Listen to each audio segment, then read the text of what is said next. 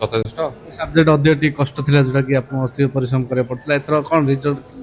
ଏଥର କହିବାକୁ ଗଲେ ରେଜଲ୍ଟ ଭଲ ଆସିବ, କିନ୍ତୁ କହିବାକୁ ଗଲେ ହିଷ୍ଟ୍ରିଟା ଟିକେ କଷ୍ଟ ପଡ଼ିଥିଲା, କିନ୍ତୁ ତଥାପି ବହୁତ ଭଲ ଅଛି। କାହିଁକିନା ଗୁରୁଜୀ ଗୁରୁମାମାନେ ପ୍ରଥମ ଏକ ଉପରୁ କ୍ରାସ୍ କୋର୍ସ ପରୀକ୍ଷା ପର୍ଯ୍ୟନ୍ତ ସମସ୍ତ ପ୍ରକାରର କୋଶ୍ଚିନ୍ ଗୁଡ଼ିକ ଆଲୋଚନା କରିଥିଲେ ଏବଂ ଯାହାଫଳରେ ଆମେ ସମସ୍ତ ପ୍ରକାର କୋଶ୍ଚିନ୍ ଗୁଡ଼ିକ ଆଟେଣ୍ଡ କରିପାରୁଛୁ ଏବଂ ଆମେ ଆଶା କରୁଛୁ କି 90 to 93% ଉପରେ ଆସିବ ବୋଲି। କ'ଣ କହିବେ ଆପଣ?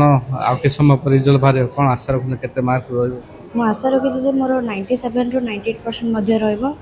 ଆଉ ମୁଁ ଏହାର ଶ୍ରେୟ ମୋ ବାପା ମା, ଗୁରୁଜୀ ଗୁରୁମା ଏବଂ ମୋର ଆଜି ପର୍ଯ୍ୟନ୍ତ ଶିକ୍ଷାଇ ଦେଇଥିବା ସମସ୍ତ ଗୁରୁଜୀ ଗୁରୁମା, ମୋ ଭାଇ ଭଉଣୀ, ମୋ ସାଙ୍ଗସାଥି ସମସ୍ତଙ୍କୁ ଦେବାକୁ ଚାହୁଁଛି। କାହିଁକିନା ଅଧିକ ପରିଶ୍ରମ କରୁଛ, କୋଉଟା ଅଧିକ ଭଲ? ହିନ୍ଦୀରେ ମୋର ଟିକେ ଭଲ ରହିବ ଏବଂ ଇଂରାଜୀ ଟିକେ କଷ୍ଟ ପଡ଼ିଥିଲା। ଆଉ ଓଭରାଲି ଆଉ ଓଭରାଲି କହିବାକୁ ଗଲେ ବାକି ସବଜେକ୍ଟ ଭଲ ଥିଲା, ଷ୍ଟାଣ୍ଡାର୍ଡ଼ କୋଶ୍ଚିନ୍ ପଡ଼ିଥିଲା।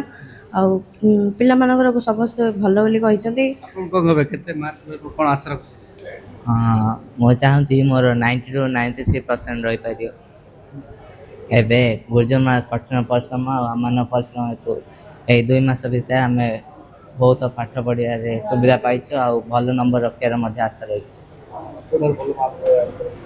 ମୋର ସଂସ୍କୃତ ଆଉ ସାହିତ୍ୟରେ ଭଲ ମାର୍କ ରହିପାରିବ।